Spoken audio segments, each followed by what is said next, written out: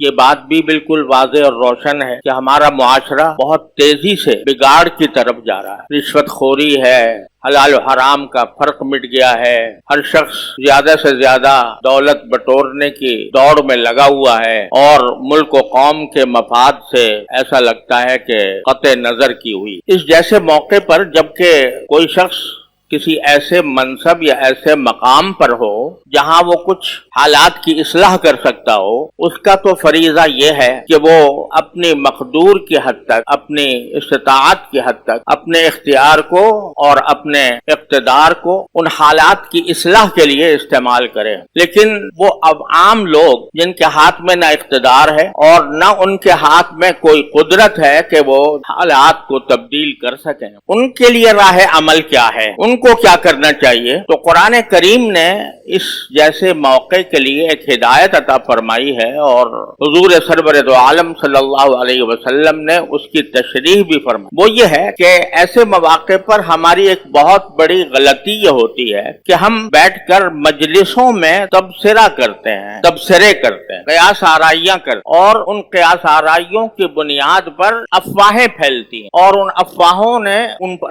وہ افواہیں حالات کی اصلاح کرنے کے بجائے جلتی ہوئی آگ پر تیل کا کام دیتی ہیں۔ ان افواہوں کے نتیجے میں جو افتراق و انتشار پھیلا ہوا ہوتا ہے، اس افتراق و انتشار میں مزید اضافہ اور نفرتیں اور بڑھتی ہیں، قوم اور ملک اور ملت پہلے سے زیادہ ٹکڑوں میں بٹتی ہے اور فائدہ اس کا کچھ بھی نہیں۔ اگر بیٹھ کر تبصرے کرتے رہیں، مجلسیں اپنے تبصروں سے آباد کرتے رہیں، تو اس کا کوئی فائدہ حالات کی تبدیلی پر نہیں پڑتا۔ لہٰذا ایسے موقع پر دو چیزیں ہیں جن کی طرف قرآن و سنت نے ہماری رہنمائی فرمائی ہے۔ سب سے پہلے تو یہ حکم دیا ہے ایک حدیث میں رسول کریم سرور دو عالم صلی اللہ علیہ وسلم نے کہ اگر تمہارے حکمران اور تمہارے اصحاب اقتدار وہ اگر کوئی فساد پھیلا رہے ہیں یا غلط روی کا شکار ہیں یا ظلم و ستم کر رہے ہیں، تو رسول کریم سرور دو عالم صلی اللہ علیہ وسلم نے فرمایا کہ تمہارا کام سب سے پہلے یہ ہے کہ اللہ تعالیٰ سے رجوع کرو، اللہ تعالیٰ سے دعا کرو، اس سے مانگو کہ ہم اس مصیبت کے شکار ہیں، اس مصیبت کو دور کرنے کے لیے اللہ کوئی ہمارے پاس کوئی وسیلہ نہیں ہے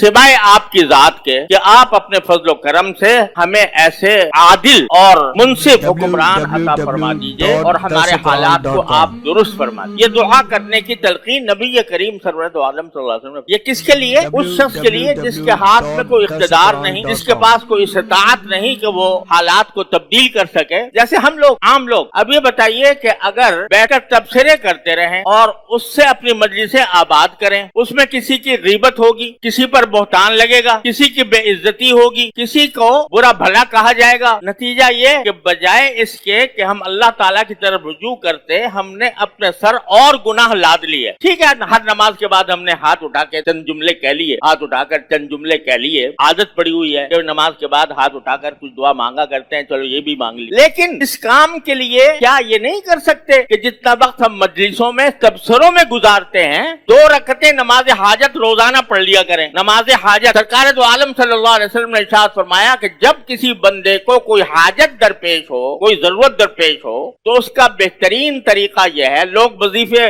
تو وظیفوں پہ بہت تعویذ گنڈوں پر بہت یقین کرتے ہیں، لیکن نبی کریم سرور دو عالم صلی اللہ علیہ وسلم نے جو طریقہ بتایا، آج ہر شخص ہم سے یہ پوچھتا ہے کہ بھئی فلاں کام کے لیے ہم کون سی دعا پڑھیں، فلاں کام کے لیے ہم کیا وظیفہ اختیار کریں، فلاں کام کے لیے تعویذ دے دیجئے، فلاں کام کے لیے گنڈا دے دیجئے۔ اور جب ہم ان سے کہتے ہیں بھئی ہمیں تعویذ گنڈے نہیں آتے، ہمیں وظیفے نہیں آتے، تو وہ سمجھتے ہیں یہ بیکار، انہوں نے اتنا بڑا مدرسہ قائم کر رکھا ہے، یہ جو ہے اس میں اگر تعویذ گنڈے نہیں سکھائے جاتے اور عملیات نہیں بتائے جاتے تو یہ کارخانہ بیکار کام کر رکھا ہے ان لوگوں نے، ان کو یہ پتہ ہی نہیں کہ یہاں کیا ہوتا ہے اور کیا پڑھایا جاتا ہے، لیکن لوگ اس پر فریفتہ ہیں۔ لیکن جو چیز رسول کریم سرور دو عالم صلی اللہ علیہ وسلم نے خود بتائی کہ جب تمہیں کوئی حاجت درپیش ہو، کوئی ضرورت پیش آئے، تو پھر کھڑے ہو جاؤ اللہ کے دربار میں، تنہائی 2 رکعتیں پڑھو جس کو صلاۃ الحاجہ کہتے ہیں، اور 2 رکعتیں پڑھ کر کہو لا الہ الا اللہ العلی العظیم، لا الہ الا اللہ رب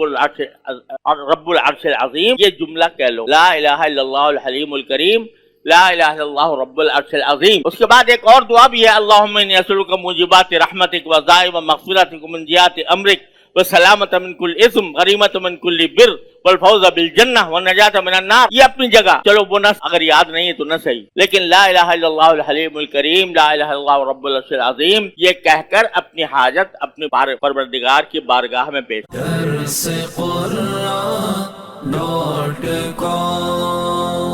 www.darsequran.com